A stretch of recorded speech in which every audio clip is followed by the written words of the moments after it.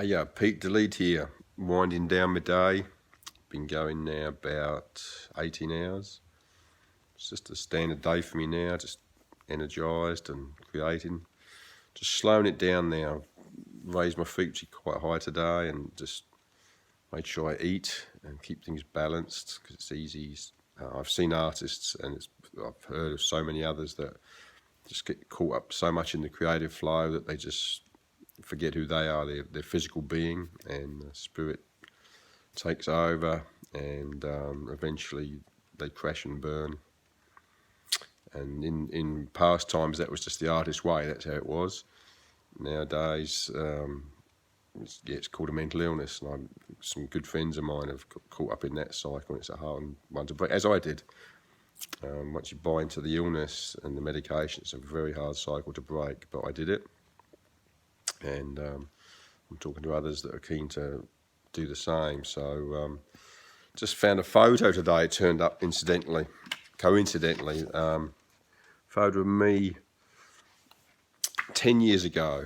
I lost everything and was living a very strange existence, just in my tent or in my car. And one morning I had a little bit of money by this stage, not much. I woke up one morning and there was just this idea in my head just come out of the blue, literally, to go to Fiji and use my last money to buy tickets to Fiji. And I did. I bought a ticket to Fiji and I used my last pennies to buy art supplies, face paints and a rugby ball, and went to Fiji with nothing.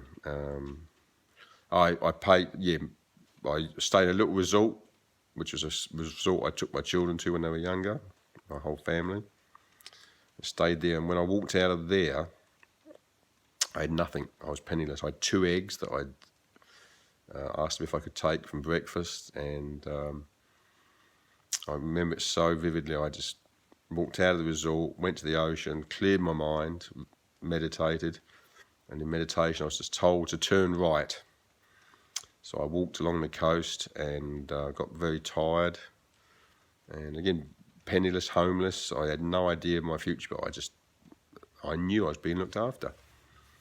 And I walked maybe half of an hour, maybe an hour, and I was getting a bit tired and weary in the heat.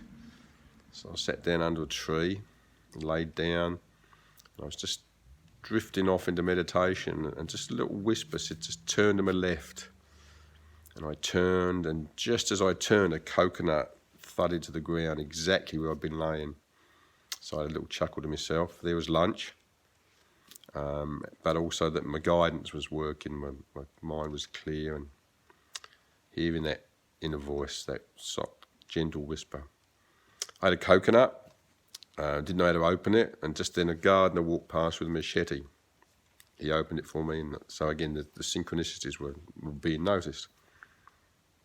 And I ate that, had a little rest. Walked about another hour or 2 along the coast, nobody in sight. And on my right there was a heap of villagers playing volleyball up on a little bank, and I purposely avoided eye contact with them. I knew they'd take me to their village. The Fijians are like that. They're just beautiful, open-hearted people. And so I looked out to sea, and this booming voice, I remember it so vividly. He said, "Hey you, come." And I thought, oh shit, I'm on the beach, or sacred ground. I thought I was in trouble, so I humbly walked up to him. And he said to me, "I saw you come round the point, and God said to me, take that man to your home. But I did not listen," he said. "And then you got closer, and God said to me, take that man to your home." And needless to say, I went to his home, and this whole chain of events that took me on this amazing journey. He sat me down at the table, and eventually they put this big bowl of curry in front of me, chicken curry. And it wasn't possible to eat it. It was a huge bowl of curry, and I didn't want to eat half and leave it. So I said I couldn't eat it. And I remember it's just like it was yesterday. He said, "Are you sure, Mr. Peter?" And I said, I can't possibly eat it. So he took it into the kitchen, and his wife split it into 8 bowls. They'd given me the entire family's meal for the night, and I felt terrible. And so I said to him, I feel terrible about this. He said, Mr. Peter, you do not understand. We know how God works. The more we give, the more we get back. And thank you for coming to our home. It's an honour to have. And after that, everything changed. I realised it was an honour for them to have somebody in their home to give, and everything shifted. I was invited to homes, into villages. It was just the most amazing experience, and I saw these beautiful, humble people with nothing, sharing, giving, and I realised that was how I was. That was my way. I'd always been that way, and I was led to believe something wrong with me, And but living amongst the villages, there's nothing wrong with me. I'd have to do face paint in the villages. I'd lost my family, and I thought I was a hopeless person, a horrible father. But the whole village kids would be climbing all over me, and realised there was nothing wrong with me. I was just been living in the wrong society. So I stayed there as long as I could. Eventually ended up back in New Zealand.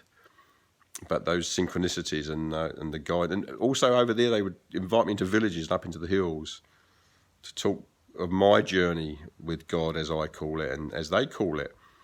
But once you'd earned their trust, they would talk about pre-Christian, before the religion turned up and said told you how it was. They knew that they know of this ancient portal, this just tapping into source and trusting in God.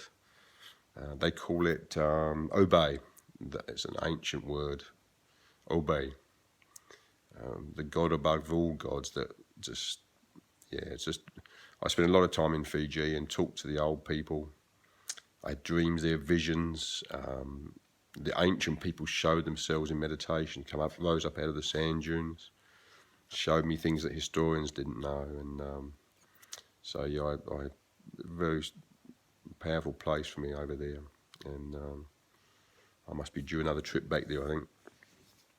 But coming back to this culture in the West where there's money and greed and waste, and it felt very strange to me, but I've got used to it.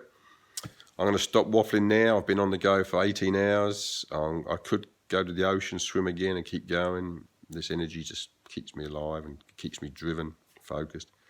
But I'll have a rest, a few hours sleep, and do it all again tomorrow. And hopefully I'll see you then. Have a good night. Bye.